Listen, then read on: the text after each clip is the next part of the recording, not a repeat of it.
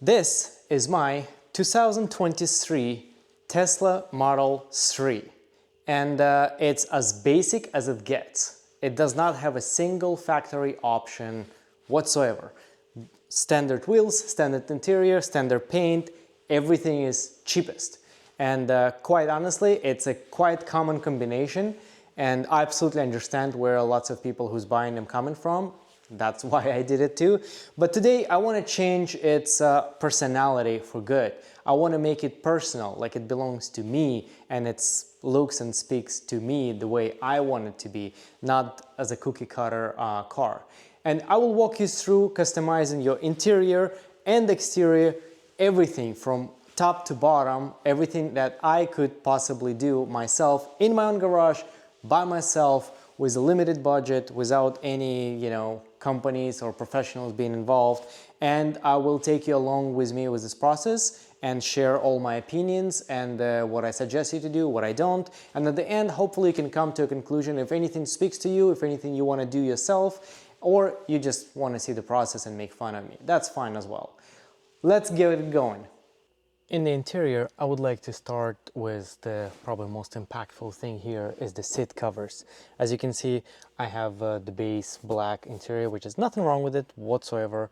I just want to, most importantly, protect my interior. And the secondary, but not that least important, is to customize it, make it feel better and different and, just a little bit more personalized, if you will. So what I went with is the white seat covers, which actually looks identical, in my opinion, to factory white option, which cost $1,000 if you buy it from Tesla. So I decided to opt out for aftermarket one, and let's see how this looks. Let's see how this compares. Just one important step before I start installing is cleaning. Make sure it is absolutely spotless cleaned, and for the leather parts, I would personally recommend that you condition it first as well, because you're probably not going to take off your seat covers for many months, if not years. So it's a good idea to condition your leather, make sure it's moistened, it's cleaned, it's like proper maintained underneath those covers. Even though we're going to eliminate all this oil and grease and stuff like scratches from getting into it, but we want to make sure before we cover it up it's in a good condition to begin with. If you just took a delivery of your car and it's brand new, you can probably disregard this, but I would still recommend to condition the leather once in a while. It's just a nice thing to help it last much longer. Alright, white interior covers installed. I personally really like it. Installation was not too difficult. Took me about an hour and a half, mainly because I was working alone, no special tools needed or anything like this. So it's certainly doable by anyone as long as you have a little bit of patience and some time dedicated to that. You're gonna be just fine. Next item on the agenda for the interior is this wooden pieces that go throughout the entire cabin. So when you buy a standard factory black interior, it comes with this perforated wood or whatever wood, I'm not sure what it's called, but it's basically wood. When you buy a white interior, it comes with white panels. Not sure, if everybody prefers one or another, but this is exactly what I'm gonna be doing, like this. So you can buy this separately. Obviously, this is extremely easy. It will protect whatever is underneath and gonna make it look exactly like the factory white one. And the good thing about it, it's actually kind of pearly, so you can see that. All right, we are finally done with interior. I think it looks amazing. Honestly, I mean, I knew that it's gonna look very close to a factory look, but this looks impeccable. I really loving it. It smells like a very brand new leather. It smells like a new car. So I'm absolutely loving it. And with that said, let's just move to exterior and do the biggest transformation part, which is wrap and all little extra accessories that I'm gonna show you. You will not be able to recognize the car compared to what it was just a few hours ago. If you're looking for the quickest change for the cheapest possible way, I would recommend start with wheels. This is obviously only if you have a standard wheel, so you can accept wheel covers. They're cheap, they're plentiful, they're available at pretty much every single Tesla accessory brand or Amazon. I will send a link to what I personally used. I already went through quite a few of them in Model Y, Model 3, and this is the ones I like the most, and I think design looks kind of nice, in my opinion. So I think this is the fastest way to upgrade your looks if you're not looking to break the bank and if you're not looking to spend 5 hours working on it. You want to just quick little change and actually protect your wheels as well. This is it. This is the wheel covers. Just a quick 2 cents of my personal advice.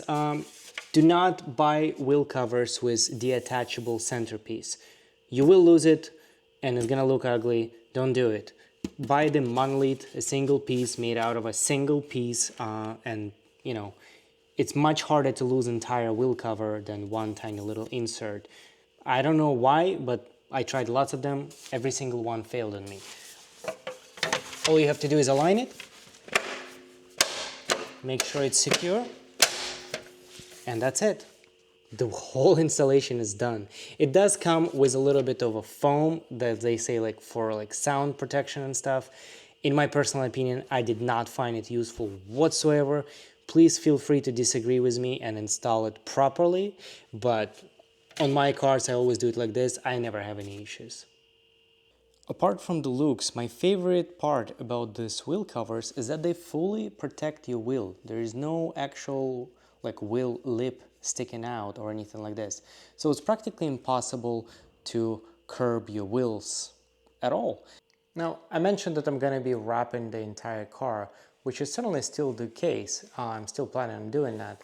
However, the side mirrors, I prefer to cover them with something more substantial than just a wrap, because again, just in my experience, they take quite a bit of a beating, and you know, the wrap is not that protective.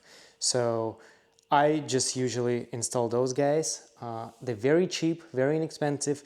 They matches pretty nicely the factory satin finish on the trim, so it feels very organic. It does not look like it's some weird, you know, accessory, and it protects the car extremely well. After a year, 2, 3, 5, whenever you're done, whenever this is possibly broken or something with millions of bugs on it, you just change it out, and underneath it's your factory untouched, perfect paint, everything is great. You can also obviously even wrap this on top, so like actual protection cover, you can wrap that and then install. That's perfectly fine as well. Although I do like the satin black look on my trim and the mirrors matching, so for me that's a kind of win-win. I don't even need to wrap it, and it's certainly very protective of my side mirrors. Next item on the agenda, before I can start wrapping, I want to debadge entire car, which means this guy and this one. I have experienced debadging, and honestly on every single of my Teslas I do remove every single badge. I don't care what it says, if it's a Tesla badge or if it says long range or whatever it is. I just don't like it. It looks very silly to me, unappealing. It's my personal preference. I get it if some people like it, I don't. And also for the wrap, it's kind of making it sleeker, better. You know, you don't want to wrap anything on top of an emblem, that's for sure. And then if you, after wrapping, if you want to install it on top, that's totally your personal preference. That's fine, you can do that. But I certainly do not recommend wrapping on top of the existing emblems. You kind of have to remove it.